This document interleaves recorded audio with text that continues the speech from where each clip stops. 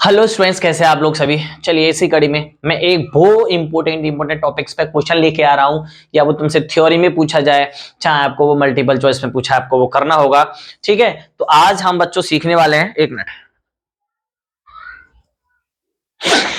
आज बच्चों हम सीखने वाले हैं कि ठीक है, दिख रहा है ऊपर का क्वेश्चन नहीं दिख रहा, वो हम लिख देंगे अभी। ठीक है, तो बच्चों ये जो दो चार ऑप्शन हैं ए बी सी डी, इसमें हमको ये पता करना, मैं इधर लिख देता हूं कि इनमें से कौन सा जो सॉल्यूशन है वो हैविंग मतलब रखेगा, क्या रखेगा भाई, लोएस्ट, है ना, लोएस्ट वेपर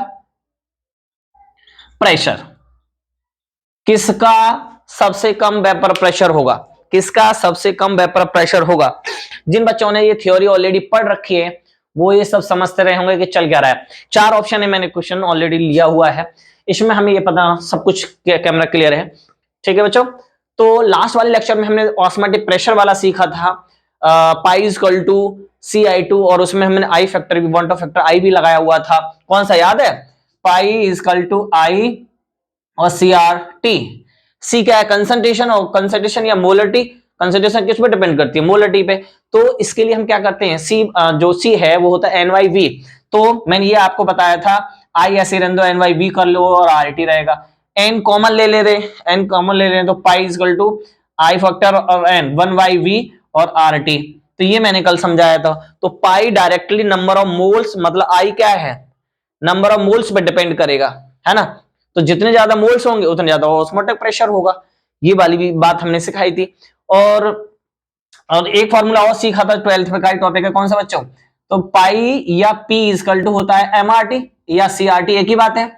ठीक है, और मैं अगर पाई इक्वल टू एम की जगह NYV रख दूं और IT रख दूं, V का इसमें कर लें, V और P की जगह क्या रख दूं, पाई की जगह P रख देते हैं। ठीक है, सुन लेना, मैं अक्सर बता दे रहा हूं, अब 10 मिनट की वीडियो हो जाएगी। तो ये हो जाएगा PB equal to NRT, PB equal to NRT, एक फॉर्मूला बन जाएगा। ठीक है, तो इससे आप क्वेश्चन भी लगा सकते हैं। तो चलिए अभी हम सीख रहे हैं बच्चों कि जो ये ऑप्शंस दे रखे हैं, पहले ऑप्शन में लिखा है आपका ग्लूकोज, पहले ऑप्शन में लिखा है बच्चों ग्लूकोज। ठीक है, ग्लूकोज C6H12O6, सुक्रोज C12H22O11, चीनी, एंड ग्लूकोज NaCl ऑलरेडी फॉर्मूले में लिखे हुए हैं। अब ये पूछ रहा है कि किसका लोएस्ट वेपर प्रेशर होगा। बच्चों जब हमने राउल्ट के लॉ में जब पढ़ा था, राउल्ट ने बताया था वेपर प्रेशर के बारे में, किस पे डिपेंड करता नहीं करता। तो relative lowering in vapour pressure वाला मैं फॉर्मूला लिखता हूं, देखिए सुनिए, P0A minus partial vapour pressure of solution का। ठीक है बच्चों, और P0A मतलब प्योर के रेस्पेक्ट में हम रिलेटिव लोअरिंग लगा रहा हूं, किस पे डिपेंड कर रही थी ये, आई वांट फैक्टर भी लगा देता हूं, आई और जीटा, जीटा आप कैसे दिखाते थे, एक्स वाला।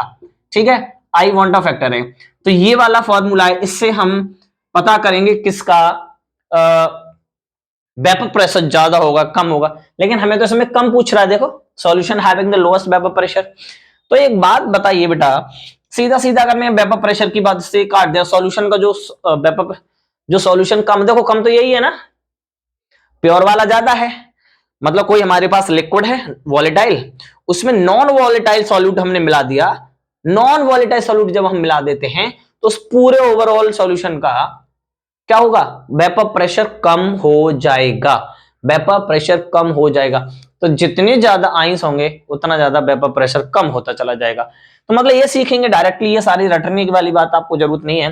देखो अब जो वेपर प्रेशर की बात करूं, यहां पर जो वेपर प्रेशर होगा हमारा, ठीक है बच्चों, वेपर प्रेशर किस पे डिपेंड करेगा, आई पर। आई क्या होता है, आइंस, नंबर ऑफ आइंस। तो वेपर प्रेशर उतना ज्यादा होगा, कितना ज्यादा होगा, उल्टा करते हैं, क्योंकि वेपर प्रेशर हमारा बॉन्ड ऑफ फैक्टर पे, तो बॉन्ड ऑफ फैक्टर मतलब आई जितना ज्यादा होगा, ठीक है, उतना ही कम होगा वेपर प्रेशर। बस इतनी सी बात समझनी है, इतनी सी बात समझनी है। तो वेंट आई क्या होता है, नंबर ऑफ आइंस, है ना, present in the aqueous solution.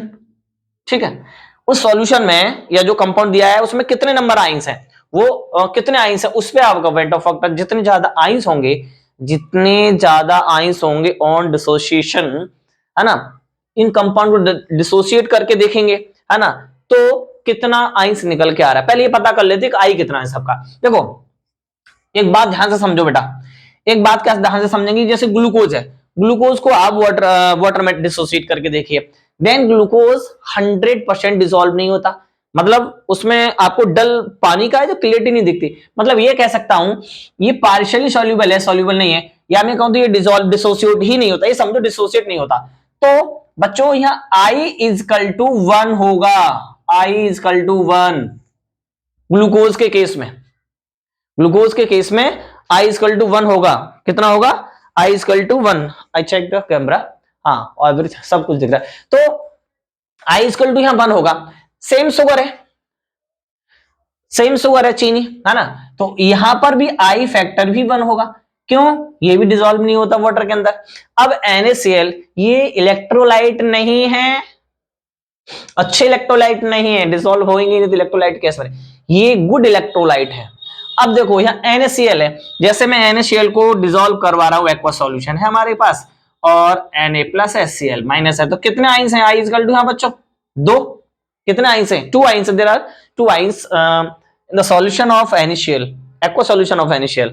अब पोटेशियम सल्फेट का देखो K2SO4 जो कि एक्वा सॉल्यूशन है, तो K प्लस आएगा और SO4 -2 आएगा, क्योंकि सल्फेट आयन का दो, इसकी 2 वैलेंसी होती है, पोटेशियम 1 इलेक्ट्रॉन देता है तो +1 होता है, इस वजह से इस पर 2 चार्ज है तो इसके आगे भी 2 चार्ज कर दो, तो प्लस के भी 2 हो गए, तो 2 और 1 3, तो I equal to here 3 ions, मतलब इसका जो वन टफ फैक्टर है वो 3 है, इसका 2 है, इसका 1 है, तो 1 वाला तो इनका वेपर प्रेशर बहुत ज्यादा होगा। क्यों सर ये उल्टा बता रहे, अरे भाई जो पानी में चीज घुलेगी नहीं, पड़ी रहेगी, पानी के वो मॉलिक्यूल ज्यादा होंगे, हीट होंगे, वेपर में फड़क फड़क से निकलते रहेंगे वो, है ना।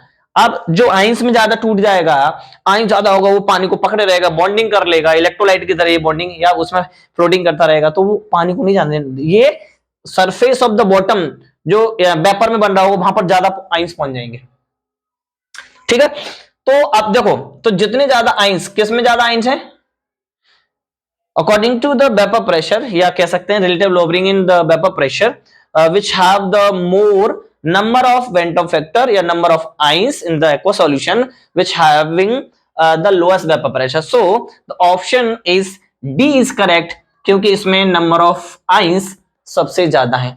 और इसी में आपको ऑस्मोटिक प्रेशर निकालना हो कि किसका सबसे ज्यादा ऑस्मोटिक प्रेशर है, पाई इक्वल टू ICRT, किसका सबसे ज्यादा है, वो डायरेक्टली पाई डायरेक्टली डिपेंड होता है आई फैक्टर पे, पाई डायरेक्टली डिपेंड होता है आई फैक्टर का आइंस, तो जिसके सबसे ज्यादा आइंस होंगे, है ना, जिसके सबसे ज्यादा आइंस होंगे। अब वेपर प्रेशर किसका, ऑस्मोटिक प्रेशर सबसे ज्यादा किसका, इसका ज्यादा होगा जिसमें आइंस है, और लोएस्ट, वहां ऑस्मोटिक प्रेशर की बात कर रहा हूं, यहां लोएस्ट वेपर प्रेशर की बात कर रहा हूं। लोएस्ट किसका है यहां पर, इसका लोएस्ट वेपर प्रेशर किसका है, K2SO4 का होगा, तो ध्यान रहेगा नंबर ऑफ आइन जिसके ज्यादा उसका lowest vapour pressure, number of आइन जिसके ज्यादा उसका ऑस्मोटिक प्रेशर ज्यादा होगा। अगर इसे पूछते कि